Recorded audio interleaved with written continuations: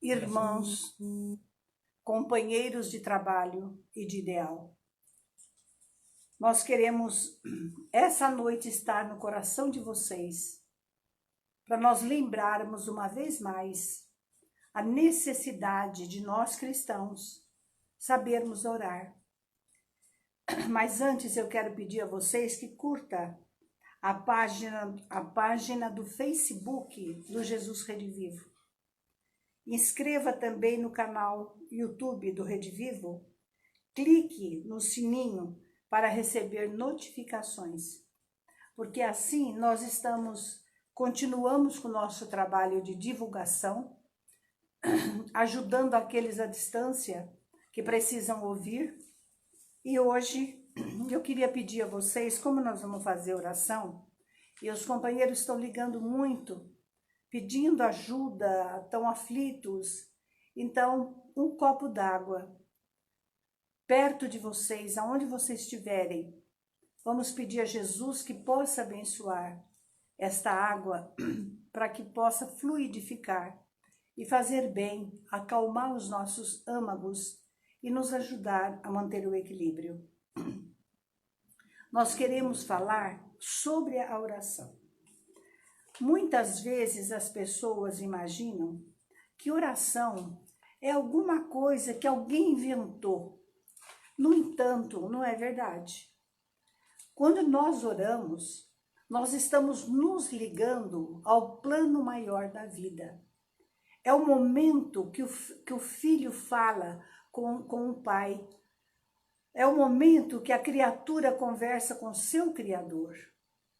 E então, no começo, parece que se irrita, parece que não é bom, estamos falando assim a esmo, mas de repente é como se estivéssemos tomando algum medicamento que vai assim nos deixando calmos, nos deixando tranquilos. E quando nós terminamos a oração, tudo passou. Mas é que, na verdade, Deus manda os seus mensageiros, espíritos de muita luz, para poder nos ajudar, nos acalmar e até nos inspirar. Então, a oração nunca será um processo também de fuga, nunca será um processo do caminho que fugir do caminho que nós temos que percorrer. Por isso que Jesus, na sua grandiosidade, ele disse: se quer me seguir, pega a tua cruz e me siga. É palavras dele. Ele não prometeu que ia tirar a cruz dos nossos ombros, mas ele prometeu que se nós estivermos em sintonia com o plano mais alto da vida, ele nos ajudará, como um bom sirineu, a carregar a cruz. Oremos sim, porque no posto de trabalho que nós estamos situados aqui no planeta Terra, sob a inspiração de Deus, de Jesus, nós caminharemos e por certo seremos vitoriosos. Então, eu digo que também não é privilégio que nos exonere de culpas ou então de enfermidades renitentes. Muitas vezes nós batemos no coração do Senhor pedindo alguma coisa, mas não somos atendidos. Mas nós temos que ver que naquele exato momento, eles nos propicia essa força. Agora, exigir da divindade, olha, eu exijo isso, eu quero aquilo, eu estou desafiando isto. Isso daí são imaginações que excedem até o bom senso. Nós não podemos exigir, nós podemos sim pedir. Que, aliás, orar quer dizer, nós podemos pedir, nós podemos agradecer e nós podemos louvar. Então, são três coisas que nós podemos fazer. E quando nós estamos orando, segundo Paulo, o apóstolo, ele fala que quando nós falamos em línguas, nós não entendemos o que estamos falando, nem tampouco outras pessoas entendem. Mas, se nós falarmos a língua que nós conhecemos, aí sim a nossa alma estará orando realmente porque nós entendemos o que estamos pedindo e o que estamos fazendo. Então, a gente vai entendendo melhor o que possa ser uma oração. Não será a prerrogativa que nos incita à luta humana. Imprescindível para a nossa evolução não será 3, 4 palavras ou apenas orar 3, 4 dias e achar que está tudo certo. Não. Vai nos dando prazer mais, cada vez mais, de sentir a vontade de orar. A gente entende que não é sempre que nós estamos com vontade de fazer oração. Por isso, esteja o posto que estivermos, a profissão que tivermos, aprendamos a cultivar a oração. Marque 1 hora por dia. E naquela hora, você vai fazer o seu evangelho particular. Porque como espírito imortal, você precisa também entender o que a vida está pedindo. O que Jesus espera de nós. O que os benfeitores pedem para nós, esperam de nós. Então, a oração, ela não tira de imediato os nossos desequilíbrios, os nossos sofrimentos, mas com certeza ela tem resposta para tudo, para tudo. Conta que quando os apóstolos se reuniam, e quase sempre era 9 horas da manhã, e nesse horário, eles, aonde estivesse, um se unia ao outro na prece. E então, quando eles se ajuntavam e faziam oração juntos, tremia o lugar onde eles estavam. Mas que fenômeno é esse? É o fenômeno, primeiro, da postura da oração. É um momento de muito respeito. E também é o momento em que nós estamos nos ligando ao nosso Criador.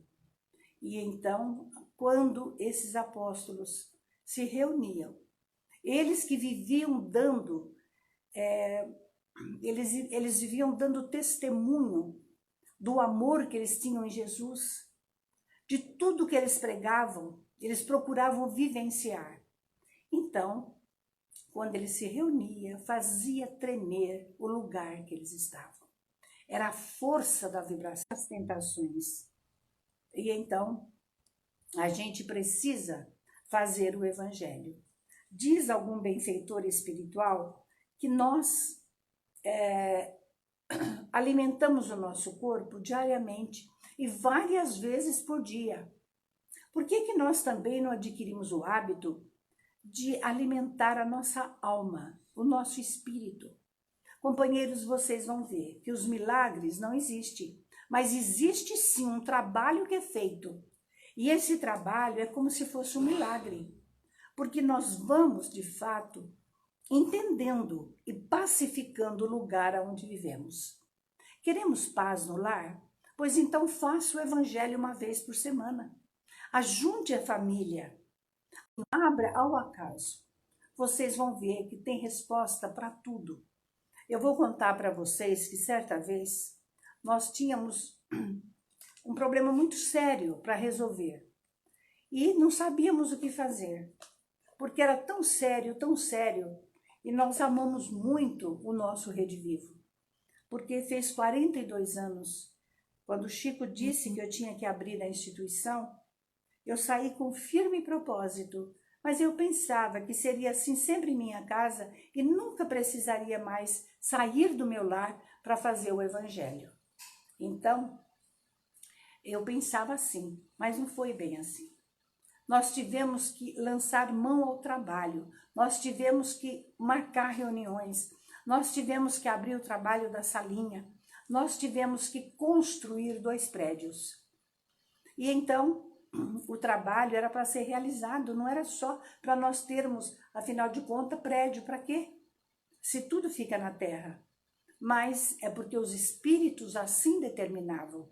E eles me envolviam de tal forma que eu não conseguia, companheiros, de forma nenhuma, ficar alheia, como se nada tivesse acontecendo comigo.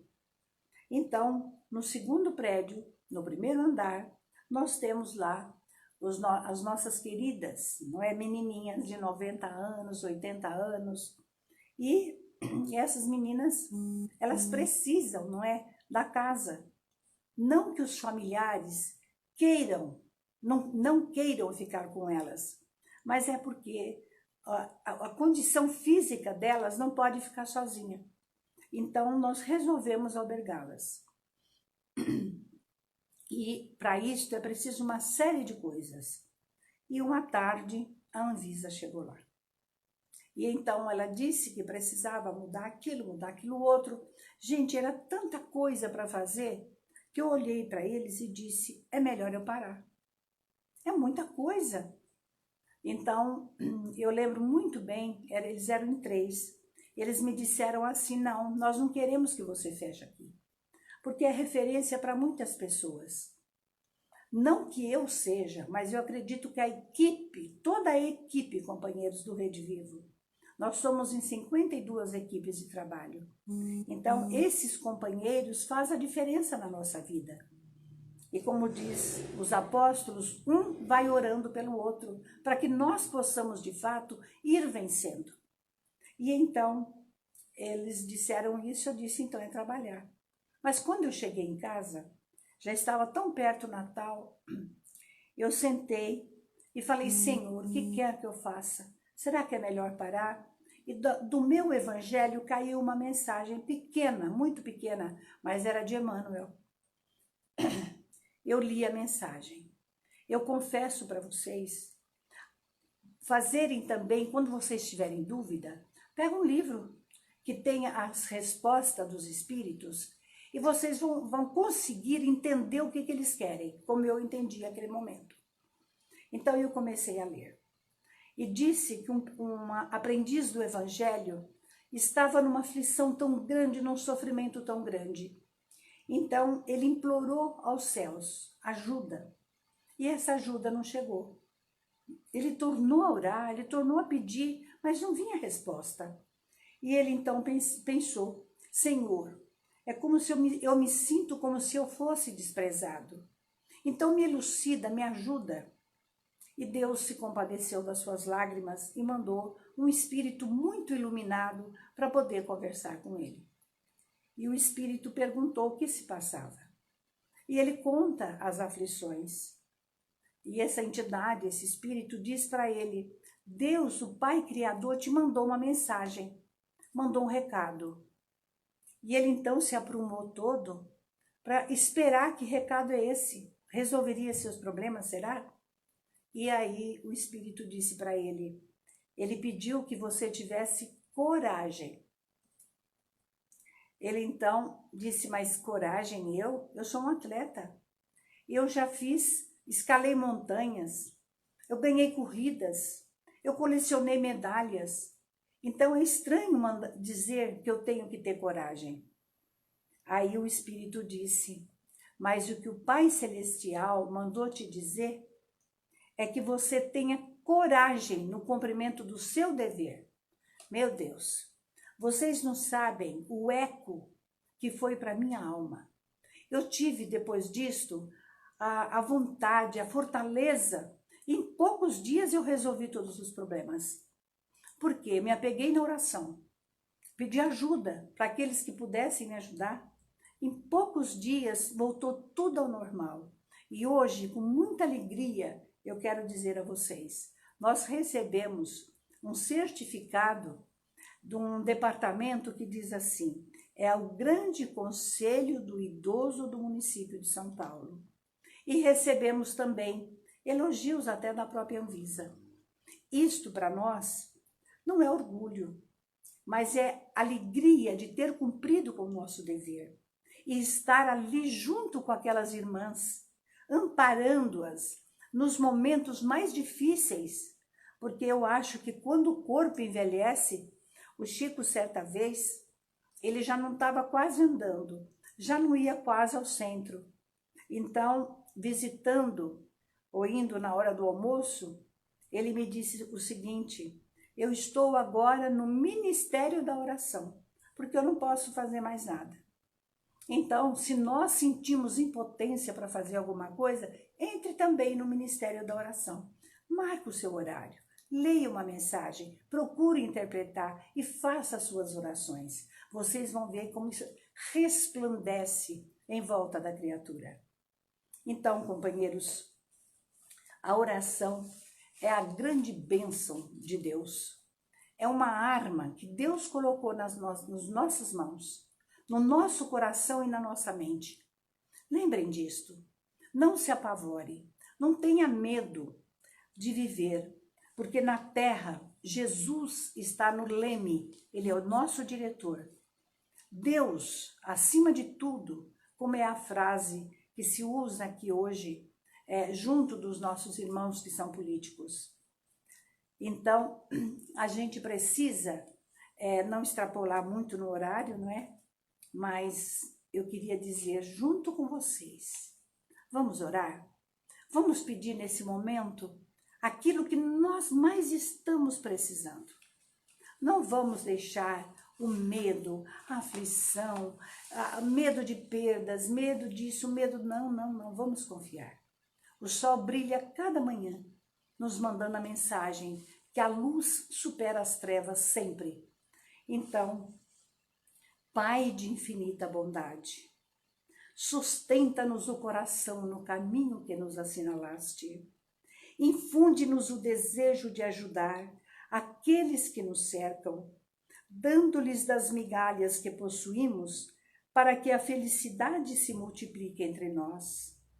Dá-nos força de lutar pela nossa própria regeneração, nos círculos de trabalho em que fomos situados por teus sábios desígnios.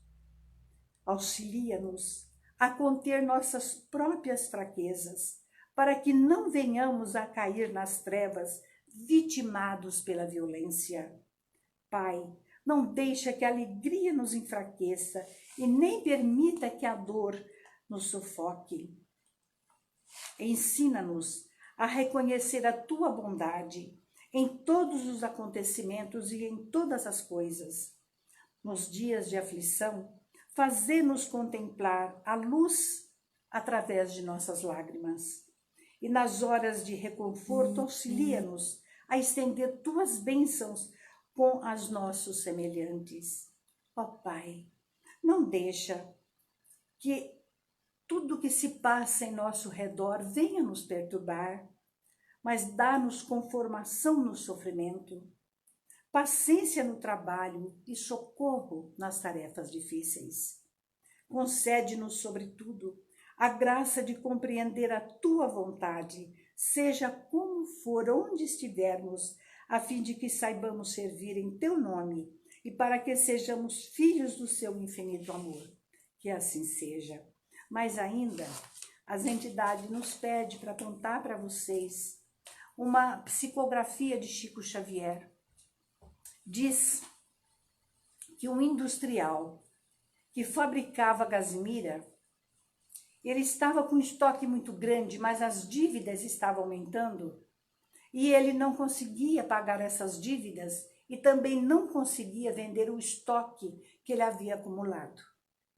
Então ele estava em desespero, em sofrimento, mas não cultivava a prece, não cultivava a oração.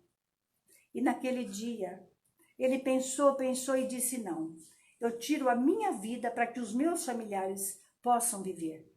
Errado, ele devia se unir junto aos familiares na oração para que Deus ou a esfera superior fosse lhe dando força, sustentação, até chegar o momento em que ele haveria de resistir tudo. Então, diz que ele tirou a sua própria vida. O tempo passou, muito sofrimento no plano espiritual. E um dia, após ele sair daquele sofrimento, ele roga a Jesus que deixasse ele ir até a casa dele. E quando ele chegou, ele viu uma modificação tão grande. A indústria estava modernizada, os filhos todos em volta, um do outro, procurando ajudar. Até a mãe acabou entrando na luta. Então ele perguntou para o mentor que estava acompanhando ele, o que a pessoa que vinha lá do outro lado do mundo e comprou todo o estoque e pagou tudo em dólar. Então, ele viu que não valeu a pena aquele desespero. Por que ele não ficou e não esperou? Então, meus irmãos, a lição da oração é para que nós meditemos. E os espíritos de Allan Kardec falam uma coisa. Kardec fez a coletânea de orações. É o capítulo 28. É o último capítulo do Evangelho segundo o Espiritismo. Lá tem orações que nós podemos ler até em voz alta, não gritando, mas uma voz como eu estou falando agora, no natural. E então, essas orações é para quando nós não tivermos concentração. Porque muitas vezes, repara, nós vamos fazer oração e nos perdemos no Pai Nosso, que é a oração que desde pequena nossas mães nos ensinam. Outra hora, nós queremos falar de Maria e não conseguimos também. Então, Kardec, inspirado pelo Espírito de Verdade, ele põe as orações para que nós não nos perdemos, até voltar à concentração, que quem tem concentração e vai conquistando com o tempo, jamais vai se perder em momentos nenhum. Então, Senhor, nós fizemos a oração do servo cristão, mas nós queremos lembrar que quando os apóstolos chegaram e disseram assim: Mestre, ensina-nos a orar. E o Senhor recitou a mais bela prece, dizendo: Pai nosso que estás nos céus, santificado seja o teu nome. Venha a nós o vosso reino. Seja feita a vossa vontade, assim na terra como nos céus. O pão nosso de cada dia nos dai hoje. Perdoai nossas dívidas, assim como nós perdoamos nossos devedores. E não nos deixeis cair em tentações, mas livrai-nos, Senhor, de todo mal, porque a ti pertence o poder e a glória, que todas as coisas que nos escaparam à compreensão, faça a tua santa vontade, não a nossa, pois que somente queres o nosso bem, e melhor do que nós, sabe o que nos convém. Esta prece, Senhor, nós dirigimos nesse instante pelo planeta Terra, por todas enfermidades que aparecem amedrontando as criaturas, os corações. Mas, sobretudo, Senhor, que a vossa bênção recaia sobre aqueles no Brasil que têm a missão de dirigir esse país.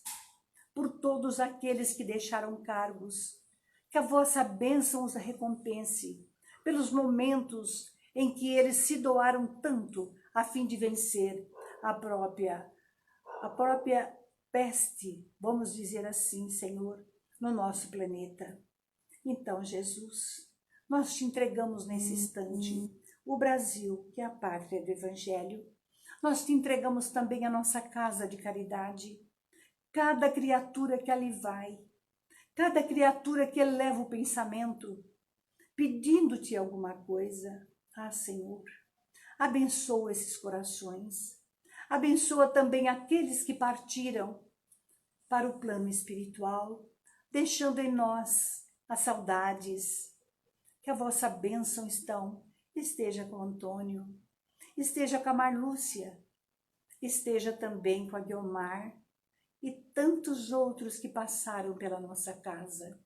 Porque agora, Jesus, após nós te louvarmos, agradecer-te, nós acabamos de fazer nossos pedidos e queremos uníssonos dizer: glória a Deus nas alturas e paz na terra a todas as criaturas de boa vontade.